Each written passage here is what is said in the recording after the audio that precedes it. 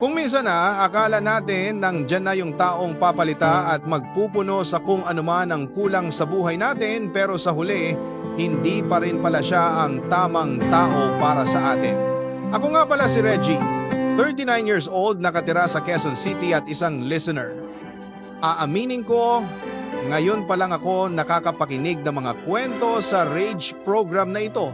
Hindi kasi talaga ako mahilig sa mga drama sa radyo pero nung minsang nag-anap ako ng mapapakinggang registration, nailipat ko at nakuha ang atensyon ko ng isang kwento dito. Magmula noon, lagi ko nang inaabangan kung ano ang susunod na magandang kwento ang mapapakinggan ko. Matindi rin kasi ang nangyari sa buhay ko at sa totoo lang. Hanggang ngayon, pinagdadahanan ko pa rin ito. Hanggang ngayon, ramdam na ramdam ko pa rin ang sakit sa buhay.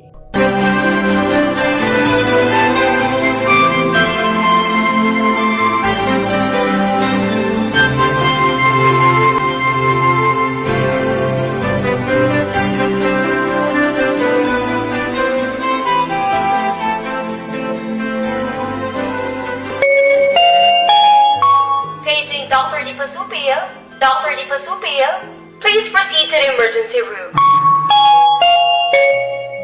Reggie, nasan yung mga bata? Kamusta sila? Pinauwi ko na muna sila sa bahay, Angie.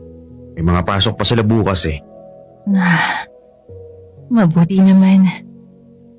Ayoko ring makita nilang ganito yung kondisyon ko. Malalaki na rin sila. Naiintindihan nila kung ano yung sitwasyon ng mama nila. Kahit na, alam kong nahihirapan din sila. Habang nakikita nila akong nakaratay dito sa ospital. Huwag mo na munang isipin yan. Ano ka ba? Baka mamaya lalo pang hindi makabuti sa'yo yan eh. Alam mo, magpahinga ka na muna. Lagi na nga lang ako nakahiga dito eh. Parang mas lalo akong nangihina. Gusto ko na lumabas dito sa ospital. Angie, hindi pwede. Kailangan sumunod tayo sa mga sinasabi ng doktor na magpa-confine tayo dito sa ospital. Alam kong nahihirapan ka na at naiinip ka na pero huwag na munang matigas ang ulo, ha? Sige na, para gumaling ka. Iyon na nga eh. Hindi pa nga tayo sigurado kung gagaling pa ako. Huwag kang magsalita ng ganyan. Maging positibo ka lang. Maniwala ka lang. Sigurado ako gagaling ka. Reggie, yung doktor na mismo nagsabi, matindi yung sakit na dumabog sa akin. Maliit yung chance na malalagpasan ko to. Wala siyang sinabing ganyan. Ano ka ba naman? Kaya gusto ka niyang makonfine dito para maobserbahan ka niya ng mabuti. Ayaw lang ng doktor na mawalan tayo ng pag-asa. Pero Reggie, nararamdaman ko, hindi na ako magtatagal. Angie naman, pwede bang iwasan mo muna mag-isip ng ganyan? Gagaling ka.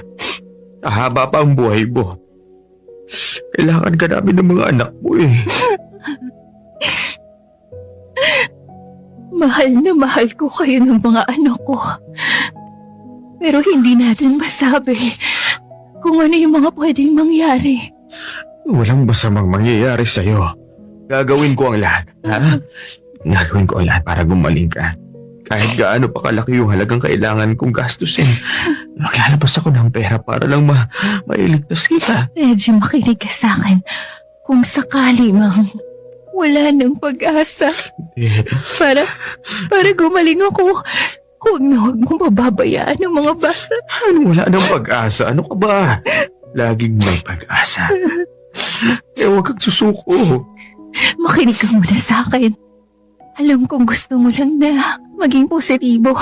Pero harapin din natin kung ano yung pwedeng mangyari sa akin. Basta mangako ka. Mahalin mo yung mga anak natin. Siyempre naman. Ako yung tatay nila eh. Magagawa ko ba na mapabayaan yung mga anak natin? Pero mangako ka sa akin, Reggie. Gusto ko lang na mapalagay ang loob ko. bago ako mawala sa mundo. Sige, nangako ako. Ako ang bahala sa mga bata. Pero, Angie, mahal, pangako mo rin sa akin na magpapalakas ka para sa amin, ha? Salamat. Matatahimik na rin ako. Wala na akong dapat alalahanin. Sige na, magpahinga ka na muna, ha? Hayaan na muna yung mga usapang ganyan. Reggie, may isa pa akong ipapakiusap sa'yo. Angie, huwag na. Dapat nagpapahinga ka na. Pakinggan mo lang ako. Kung sakaling may makilala ka ng ibang Angie, babae. ayoko ng ganyan. Hindi natin dapat pinag-uusapan yung mga ganyan eh. Kapag nawala na ako, alam kong hindi mo rin maiiwasan. Kung mapapamahal ka na sa isang babae. Gusto ko lang malaman mo. Malaya kang gawin yan. Angie, ano ba? Hindi ko gagawin yan. Mahal na mahal kita. Hindi ko kayang ipagpalit ka. Reggie, maraming pwedeng mangyari. Tao ka lang. Maghahanap ka rin ng babaeng magmamahal sa'yo. Ano ka ba? Ikaw lang ang babaeng mamahalin ko habang buhay. Huwag mo sabihin yan, ha? Sa ngayon, oo, ako yung mahal mo. At nagpapasalamat ako sa pagmamahal na ibinigay mo sa akin. Pero ayoko rin maging madamot. Kung sakali wala na nga ako, hindi naman pwedeng habang buhay na lang na nakatali ka sa akin. Nangangako ako sa sarili ko na wala na akong hahanapin pang iba. Ikaw lang para sa akin. Kung sakali man, ikaw pa rin naman ang magiging laman ng puso ko eh. Nihanda ko na yung sarili ko dyan, Reggie. Maniwala ka sa akin, okay lang sa akin. Kung sakaling may iba ng babaeng nagmamayari ng puso mo, karapatan mo rin magmahal ng iba. Lalo na kapag wala na ako sa mundong ito. Basta ang hiling ko lang, mamahalin din niya ang mga anak ko.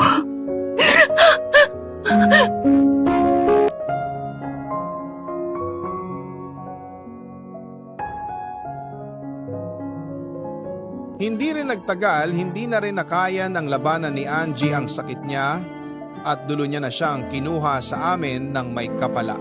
Hindi ko talaga matanggap na wala na sa piling ko ang babaeng minamahal ko. Sobrang bagsak na bagsak talaga ako nung mga panahon na yon. Nagkukulong lang ako sa loob ng kwarto at ayoko may makausap na kahit sino mga tao kahit pa ang mga anak ko. Alam ko ang hindi rin madali sa kanilang nangyari, pero hindi ko pa talaga kaya ang maging ama sa kanila. Parang may nabawasan sa pagkatao ko magmula nang pumanaw si Angie, pero dahil nakikita kong nahihirapan na mga anak ko, naisip ko hindi na dapat magtagal pa ito. Sinubok yan kung gawing normal ulit ang aking buhay. Mahirap, pero kailangan kung kaya ningin para sa pamilya ko. Sinubok yan ko, idol. Hanggang sa may nakilala rin akong babaeng nagpatibok ulit sa puso ko, pero hindi ko rin kaya ang baliwalain. Ang pangako ko kaya Angie na dapat niya ring mahalin ang mga anak ko. Pero ang problema, hindi niya kaya ang tanggapin ng mga bata, kaya nasaktan ulit ang puso ko. At dahil hindi ko ulit matanggap ang nangyari, bumalik na naman ang pagbagsakan ng buhay ko.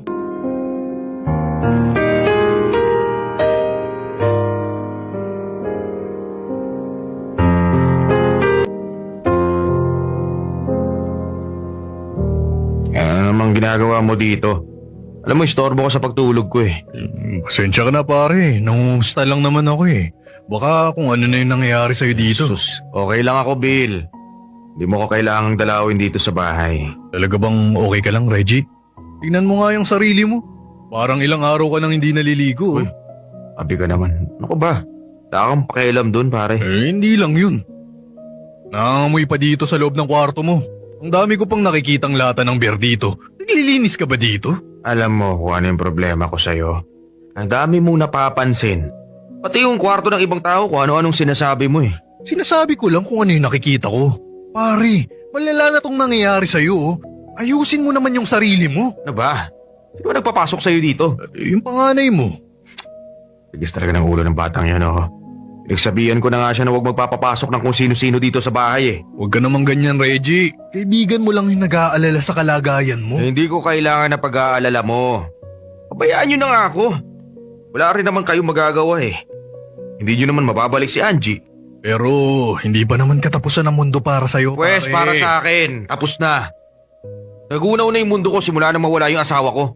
Ay, ang hirap mong kausap, Reggie. Oh, mahirap pala eh. Di umalis ka na. Dahil wala kang makukuhang matinong usapan sa akin. Huwag mo nang sayangin yung oras mo dito. Pasensya ka na rin sa akin. Ganito na talaga ako. Kung di mo tutulungan yung sarili mo, magiging ganyan ka na lang talaga habang buhay. Alam mo, pare, sige na. Una ka na doon, ha? Hindi ko kailangan ng sermon mo. Ha?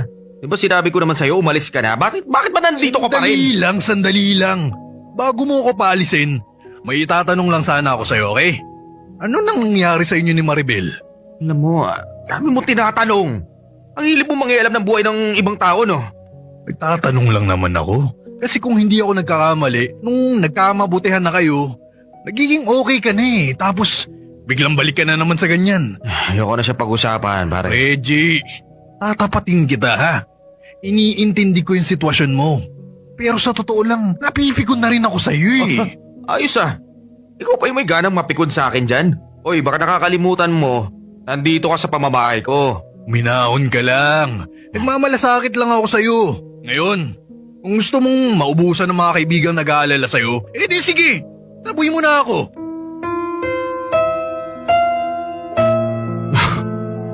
Wisit. Oh, sorry na. Hindi ko alam. Hindi ko talaga alam, pare. Hindi ko maintindihan yung sarili ko, yung nangyayari sa akin. Kahit nga mga anak ko eh. Sa totoo lang, napagsasalitaan ko sila ng hindi magaganda eh. Kahit ano pa yung pinagdadaanan mo, hindi mo dapat ginagawa yun sa mga anak mo. Ano na lang yung iisipin ni Angie kung nakikita kang ganyan? Alam ko yun. Alam ko naman. Tama ka naman. Salamat. Mainit lang talaga yung ulo ko eh. Pero salamat dahil nandito ka para paalalahanan ako. Yung tungkol nga pala dun sa tanong mo.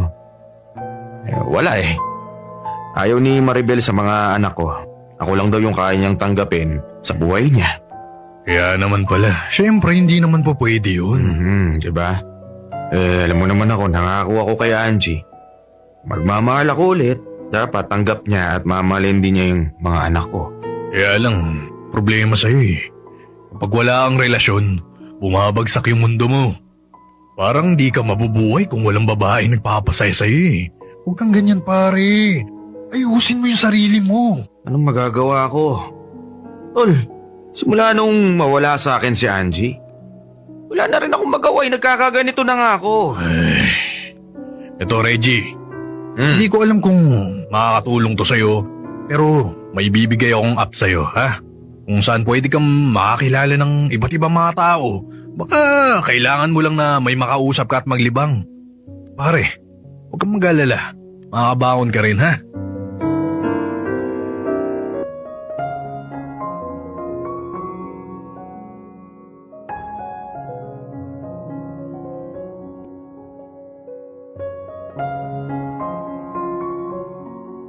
Nung una, parang ayoko pang seryosohin yung inalok na tulong ni Bill sa akin.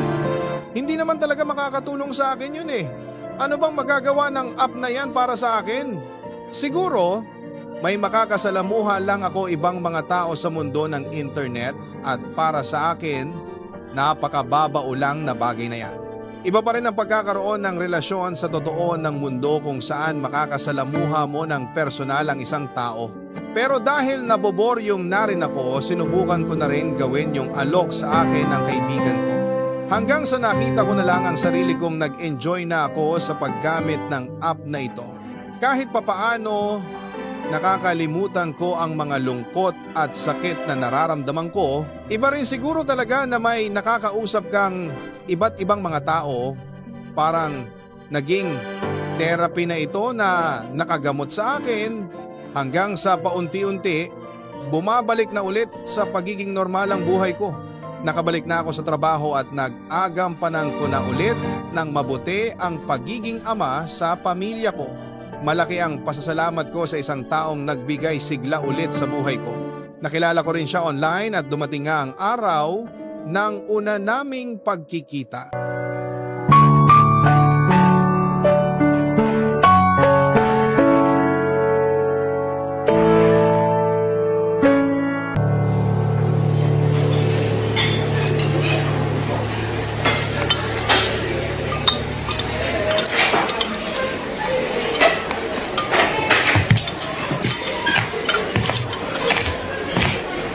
Excuse me, ikaw ba si Ivy? Reggie? Oo, ako nga. Nakita rin tayo. Oo nga eh. Upo ka. Pasensya ka na, ngayon lang ako dumating eh. Di kasi ako pamilyar sa lugar na to, hinahanap ko pa eh.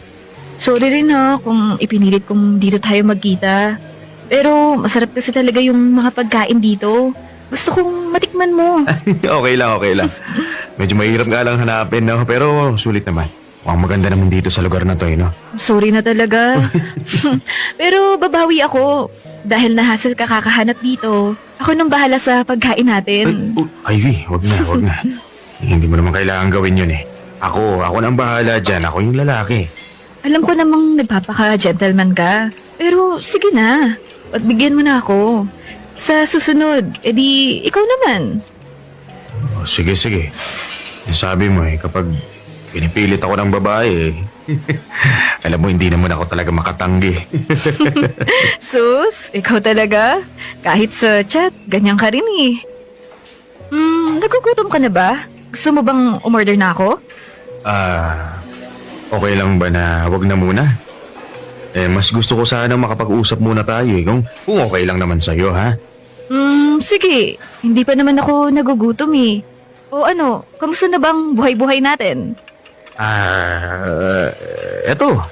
Okay lang naman. Eto, nagpapalaki ako ng mga anak. Medyo mahirap. Alam mo naman, single dad. Ay, oo nga pala. Pero hanga ako sa mga single parents na katulad mo ha. Ginagawa yung lahat para lang sa mga anak. Kahit nag-iisa sila. Maraming salamat, ha? Simple lang naman yung sinabi mo, pero sa totoo lang, malaking bagay yun para sa akin eh. Walang anuman yun. Hindi ko pa nararanasan dahil wala pa naman akong mga anak eh. Pero sigurado akong hindi madali yung pinagdadaanan nyo. Naku, sinabi mo pa. Pero, teka nga, maiba nga muna tayo ng usapan. Medyo nagulat lang ako nung ngayong nagkita na tayo. Ha? Eh, bakit naman? Ang sabi mo kasi sa chat, mas bata ka pa sa akin. Hindi ako makapaniwala kasi parang mas matured ka pa nga sa akin eh. Pero ngayon nagkita tayo, medyo sa totoo lang naiilang ako. Kitang-kita yung 10 taon na agwat ng edad ko sa iyo eh. Yun ba? Okay lang yun. Ikaw naman Hindi issue sa akin yun Kaya kung ako sa'yo, huwag mo nang isipin yun. Pasensya ka na dito sa mga itatanong ka pala ha. Pero may experience ka na ba kung makipagrelasyon ka sa lalaking mas matanda sa'yo? Nagulat naman ako sa tanong mo, Reggie. Sorry, pasensya na. sorry talaga. Hindi, natanong ko lang naman yon. Pero kung nailang kang sagutin, alam mo, kalimutan mo na lang yung tanong ko. Okay lang naman. Kaya kong sagutin yan. Sa totoo lang, hindi pa eh. Puro mga kaidaran ko yung mga nakarelasyon ko. Pasensya ka na sa tanong ko ha. Baka mamaya iniisip mo na minamadali kita. Pasensya na talaga. Unang pagkikita pa naman natin to. Ano ka ba? Hindi naman tayo nagmamadali, di ba? Nagkita tayo ngayon. Bilang magkaibigan. Oo nga naman. Hindi, natanong ko lang naman yun. Para lalo pa kitang makilala. Sana hindi ka nakaramdam ng hindi maganda sa tanong ko ha. Wala naman akong problema dyan. Actually, itatanong ko nga sana sa'yo eh. Kung handa ka na bang makipagrelasyon sa babaeng mas bata pa sa'yo. Ako naman yung nagulat sa sinabi mong yan. Ikaw gumaganti ka sa akin. Ay nako, ganyan na ganyan ka rin kapag kakachat kita. Ikaw naman? Hindi ka pa nasanay sa akin. Pero ito seryoso na ako dito. Handa na akong maging instant nanay. Teka. Totoo ba yan? Sandali, nagugulat lang ako. Seryoso ka ba talaga? Sigurado ka ba sa sinasabi mo? Siguro, hindi lang kapanipaniwala sa'yo. O kahit sa ibang tao. Pero, yan yung lagi kong sinasabi sa mga nakakakilala sa akin. Hindi ko rin alam kung bakit ganun eh. Matagal ko nang pangarap yan. Gustong gusto ko na talagang maging asawa at ina. Sa isang kumpletong pamilya.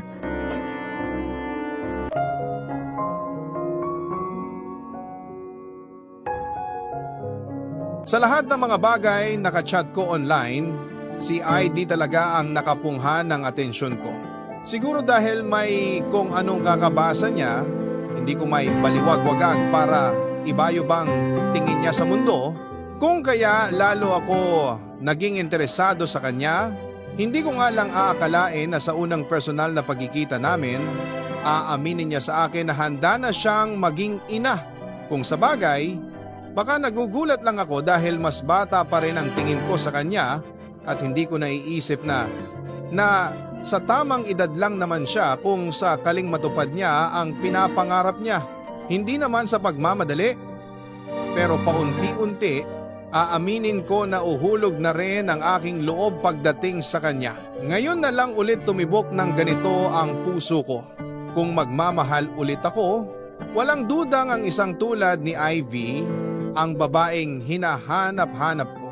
At dahil sa inamin niya sa akin, hindi malayong magkaraon na ang mga anak ko ng isang inang magmamahal ulit sa kanila.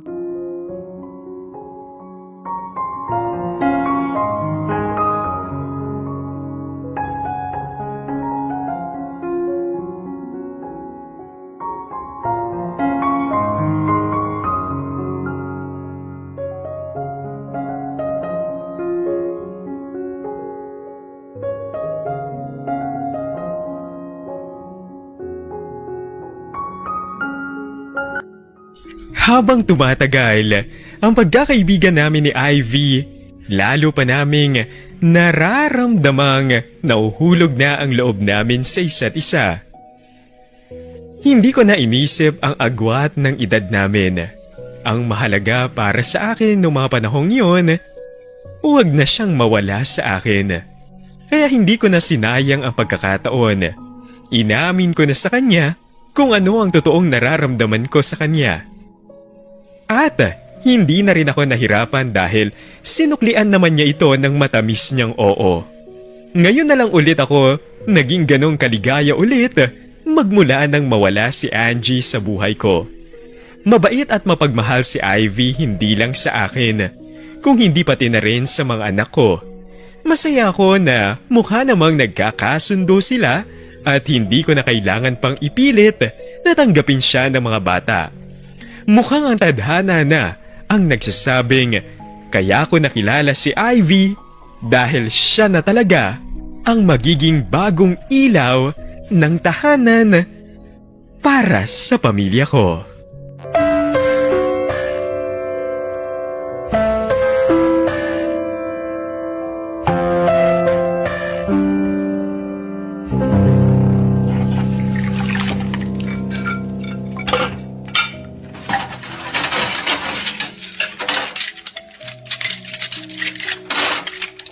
Ivy, sandali lang ha. Tapusin ko lang ito pag-uugas ng mga pinggan. Okay lang, babe. Natutuwa nga ako habang pinapanood kitang maghugas Bakit naman natutuwa? Ikaw, masyado mo naman ako niloloko. Hindi naman. Nakikita ko lang kasi kung gaano ka kasipag at karesponsabling boyfriend. Kailangan ko tong gawin. Hindi ko naman muna inuutusan yung mga bata, lalo na pagod din naman sila galing sa eskwela. Sandali nga. Hmm. Maiba nga tayo ng usapan. Ang galing oh. Ang linis talaga ng mga pinggan oh. Parang wala talagang naiwang mancha o sebo. Ganun talaga. Magaling yung naghugas ng pinggan eh. Sus! Pero seryoso nga. Ano ba yung ginagamit mo dyan para matanggal mo yung dumi sa pinggan? Gamit ko lang naman talaga kasi ay smart dishwashing. Bawat pahid, linis solid. Smart dishwashing. Yan pala yun? Yan na rin ang gagamitin ko sa bahay. Ipagmamayabang ko yan kay mama. Ikaw talaga. Ay nako, ito sandali ha. Matatapos na rin ako. Mukhang sineseryoso mo na yung maging nanay sa bahay ah. Hindi naman. Nakakatuwa lang kung maging magaling ako pagdating sa mga gawaing bahay. Alam mo, hindi naman sa pinipressure kita ha, pero alam mo kung dito ka titira, magiging malaking bagay talaga sa akin yun. Gusto mo na ba? Matutulog ako ngayon dito sa bahay nyo. Sabihin mo lang sa akin. Talaga? Teka, hindi ka ba nagbibiro? Dito ka na titira sa amin. Magpapaalam muna ako kay mama. Siyempre, ayoko namang biglain yung nanay ko, no? Ano ba naman yan, oh? Akala ko pa naman seryoso ka na. Umasa tuloy ako. Uy, sorry na. Malay ko bang gustong-gusto mo na talaga? Akala ko tuloy, nakikipagbiruan ka lang. Ako naman. Ivy, wala yun. Ano ka ba? Pero alam mo namang matagal ko ng pangarap to, hindi ba? Gusto ko nang mabuo yung pamilya natin. Alam ko, pero huwag ka munang magmadali. Darating din naman tayo dyan eh. Pasensya ka na sa akin. Ngayon lang kasi ako ulit nagmahal ng ganito sa buong buhay ko eh. Oo nga eh. Mahal na mahal din naman kita. Kahit nga ako, hindi rin ako makapaghintay eh. Si mama lang kasi talaga yung iniisip ko. Ivy, hindi ka naman siguro nagbibiro dyan sa sinasabi mo, di ba? Reggie, syempre hindi. Alam mo naman yung pangarap ko eh. Gusto ko nang magkaroon ng asawa. At ikaw ang magiging asawa ko. Handa na rin naman akong maging ina sa mga anak mo. Sigurado ka ba? Teka, baka naman nabibigla ka lang sa sinasabi mo. Ayoko rin namang madaliin ka kung hindi ka pa talaga handa para dito. Kilala ko naman yung sarili ko eh. Tsaka alam ko kung ano yung mga sinasabi ko. Kaya nga ginagawa ko yung lahat para lang makilala at maging kaklose ang mga anak mo. Nasabi mo na lang rin naman yan. Kumusta naman sila sa'yo? Okay lang ba sila? Wala ka bang nararamdamang hindi maganda sa pagtrato nila sa'yo, kung ano pa man? Uy, ano ka ba?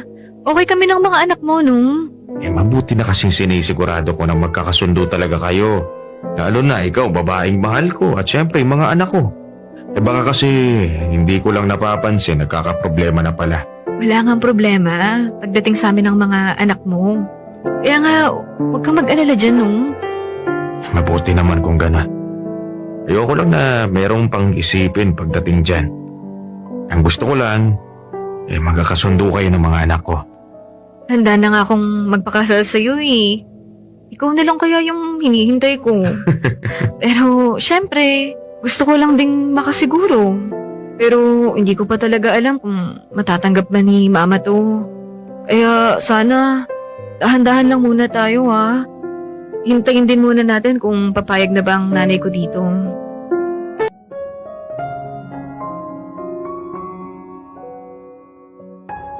Nakilala ko rin naman ang mama ni Ivy. Nung unang beses na ipinakilala ko ni Ivy sa kanya, naramdaman ko rin parang malamig ang pakikitungo ng mama niya sa akin. Pero hindi ko na lang pinansin yon dahil normal lang naman yon kapag nakikilala ng isang magulang ang bagong karelasyon ng anak niya. Hindi may iwasang may mga pag-aalinlangan siguro sa naging relasyon namin ng anak niya dahil nga bukod pa sa medyo malaki ang agwat ng edad namin. Ni Ivy, may mga anak pa ako. Okay lang naman sa akin yon, patutunayan ko na lang kung ang sarili ko sa kanya. Pero habang tumatagal, nagiging kasunduko namin ang mama ni Ivy. Mabait naman siya sa akin kaya hindi ako nag-aalala, kaya nagulat na lang ako sa mga sinabi niya sa akin. Pagkatapos siyang masabihan na may balak na kaming magpakasal ng anak niya.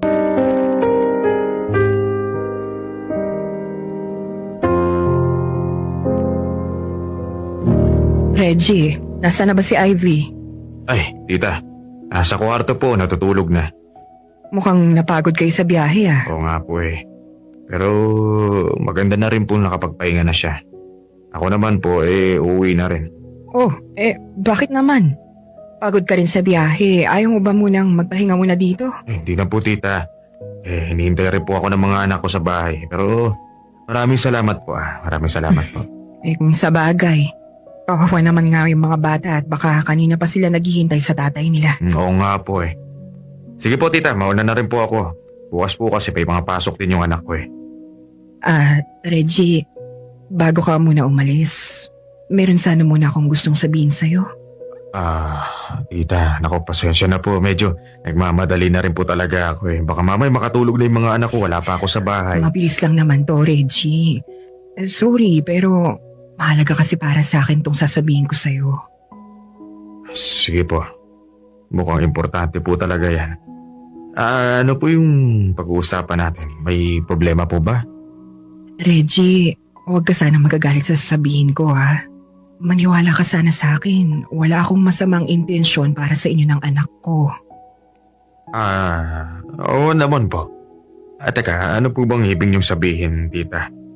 Mukhang okay naman po tayo, kaya hindi ko naman po siguro ito pag-iisipan ng hindi maganda, tama po? Sigurado kasing magugulat ka eh. At baka hindi mo matanggap kapag narinig mo yung sasabihin ko sa'yo, Reggie. Gusto ko kasi ngayon pa lang tapusin niyo na ni Ivy ang relasyon ninyo. Ano po? Teka, tita naman. Kung may problema po kayo sa akin, may kasalanan po ako sa inyo, pwede niyo naman pong kausapin ako. Mabuti kang tao, Reggie. Nagpapasalamat ako nakilala ka ni Ivy.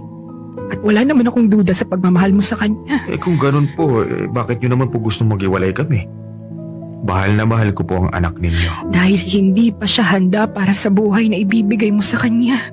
Hindi pa siya handang maging ina. Tita, lilinawin ko lang ho. Hindi ko naman po pinipilit si Ivy sa pagiging ina sa mga anak ko. At hindi niya alam kung ano ang sinasabi at gusto niya para sa sarili niya. Kilala ko ang anak ko, Reggie. Nabigla lang siguro siya sa mga gusto niyang mangyari para sa buhay niya. Hindi naman po siguro, tita. Alam kong kaya nga lang siya nagkakaganyan dahil matagal na niyang inaasam ang isang buong pamilya. Nagmula nang iwan kami ng papa niya. Bakit yun naman po sinasabi yan, tita? Nasa wastong edad na po si Ivy. Siguro naman po alam na niya kung anong ginagawa niya. Bakit hindi niyo na lang po siya hayaan na magdesisyon para sa sarili niya? Ibabalik ko sa iyo ang tanong na yan, Reggie. May mga anak ka ring babae, di ba? Kaya tingin ko, maiintindihan mo rin kung saan ang pinanggalingan ko.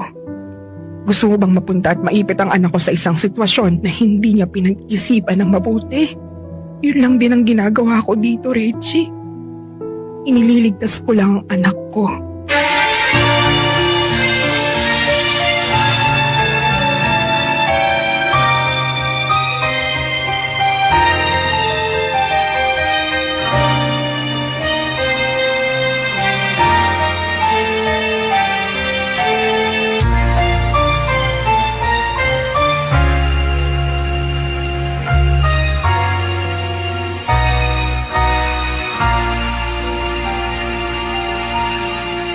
Ano? Sinabi talaga ni Mama sa'yo yan? Oo, hindi nga ako makapaniwala eh. Reggie, humihingi talaga ako ng pasensya sa ginawa ni Mama. Huwag kang mag-alala. Aayusin ko to. Sandali lang, kung binahon ka na. Ayoko rin naman ng gulo eh. Baka mamaya niya nawayin mo naman yung mama mo. Nakakainis eh. Bakit naman niya ginawa yun? Alam kong hindi buo yung suporta niya sa akin para sa relasyon natin. Pero sumusobra na yata to. Sa totoo lang, nasaktan din ako nung narinig ko yun sa mama mo. Pero inintindi ko na lang. Baka kagaya rin siya ng ibang mga nanay na nag-aalala para sa anak niya. Pero hindi niya dapat ginawa to. Kung minsan talaga, hindi ko rin maintindihan si mama eh. Alam mo, pakiramdam ko dyan, ayaw niya lang talagang maiwan mag-isa eh. Siguro, ganun nga. Kaya nga ang sinasabi ko sa'yo, intindihin mo na lang. Kahit sino naman ayaw nang maiwan ang minamahal nila. Ganito ang sabihin mo sa kanya, wala naman siyang dapat ipag-alala. Kapag mag-asawa na tayo, pwede naman siyang sumama sa atin. Reggie, ako na yung bahala kay mama. Hindi ko naman siya aawayin eh. Kakausapin ko lang siya ng mabuti. At sa tingin ko naman, makikinig siya sa akin. Kaya huwag ka nang mag-isip ng kung ano-ano. Hindi ako mawawala sa'yo.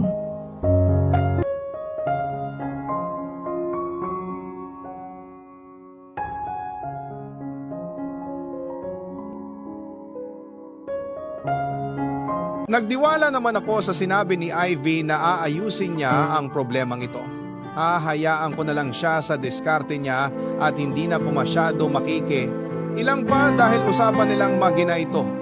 Ayoko naman mga himahasok pa dahil baka lalo pa ako makasira sa relasyon nilang dalawa. Alam ko naman gagawin ni Ivy ang lahat para matapos na ang problemang ito. Baka meron lang talagang hindi pagkakintindihan at natatakot lang ang mama niya na maiwan na siyang mag-isa kapag nagpakasal na kami ng anak niya. Basta, malaki ang tiwala kung magagawa ng paraan ni Ivy ito.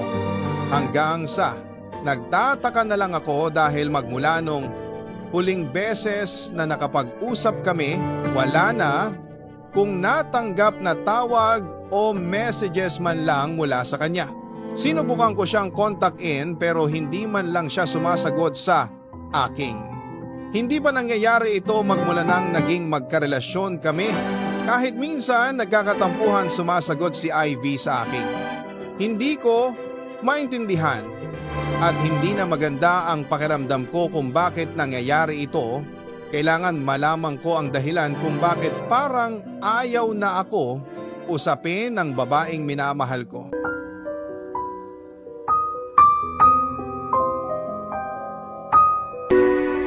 Anong ginagawa mo dito? Ivy naman. Isang message ko, hindi mo nire-replyan. Ano bang nangyayari sa'yo? Buti pinapasok ka ni mama dito sa bahay. Hindi naman kami nag-away ng mama mo. Meron lang kaming hindi pagkakaintindihan pero teka, sandali nga. Hindi mo pa sinasagot yung tanong ko. Reggie, umuwi ka na. Bakit mo ko pinapaalis? Pinuntahan nga kita dito para makapag-usap tayo. Wala ako sa mood na makipag-usap. Pasensya na kung nagiging makulit na ako ngayon pero wala naman ako natatandaan na nag-aaway tayo. Alam mo, ang huling usapan nga natin, kakausapin mo yung mama mo. Nag-usap na kami. Kung ganun, ano yung usapan ninyo? Naipaliwanag mo ba sa kanya? Naayos mo ba yung problema? Oo, naayos na Reggie. Kung ganun, dapat pala, masaya tayo ngayon. Wala na problema sa relasyon natin Yung pagpapakasal na lang siguro ang dapat nating ayusin. Hindi mo yata naiintindihan eh. Yung pagpapakasal natin yung mismong problema. Ano? Teka, anong ibig mong sabihin? Akala ko ba maayos na yung problema natin? Kaya nga hindi ako nagme-message sa'yo, di ba? Ang akala ko, makakaramdam ka. Di pa rin pala. Teka, sandali. Ano ba nangyari? Ano ba yung dapat kong maramdaman dun sa ginagawa mo? Ano bang dapat mong nararamdaman kapag hindi ka kinakausap? Huwag mo sabihin Oo, nakikipaghiwalay na nga ako sa'yo. Tinatapos ko na muna kung anong meron sa ating dalawa. Ivy, ang sabi mo, kakausapin mo ang nanay mo para maintindihan niya tayo. Teka, anong nangyari sa'yo? Imbis na ako yung magpaliwanag kay mama, ako yung naliwanagan sa pag-uusap naming dalawa. Nagising lang ako sa katotohanan, Reggie. Di ba talaga ako handang magpakasal sa'yo? Pero sabi mo handa ka nang maging asawa ko. Handa ka nang maging ina sa mga anak Yun ang ko. akala ko. Pero mali pala ako. Bata pa ako, Reggie. Na-realize ko lang na hindi pa ako handa sa ganyang mga bagay. Gusto ko pang i-enjoy yung buhay ko Ivy, hindi naman kita minamadali. Kung gusto mo maghihintay ako sa'yo, saka na lang kita papakasalan. Kapag handa ka na. Pero huwag naman yung ganito. Hindi mo ko kailangang iwan. Kilala kita, Reggie. Ngayon, nasasabi mong kaya mo maghintay. Pero alam kong darating din yung panahon na kahit ayaw mo pa, pipilitin mong mabuo yung pamilyang inaasam mo. Pasensya ka na talaga. Pero sa ngayon, wala na munang tayo. Parang hindi naman yata tama to. Inuskahan mo naman ako kaagad sa kakayahan ko na hintayin yung babaeng mahal ko. Ivy, wag ka naman ganyan. Lahat makakaya ko para sa'yo. Siguro nga, kaya mong gawing maghintay para sa taong minamahal mo. Pero yung tanong, ako ba talaga yung mahal mo? O si Angie? Pakiramdam ko kasi, parang nandito lang ako dahil wala na siya. Aminin mo na. Siya pa rin talaga yung laman ng puso mo. Hindi ako.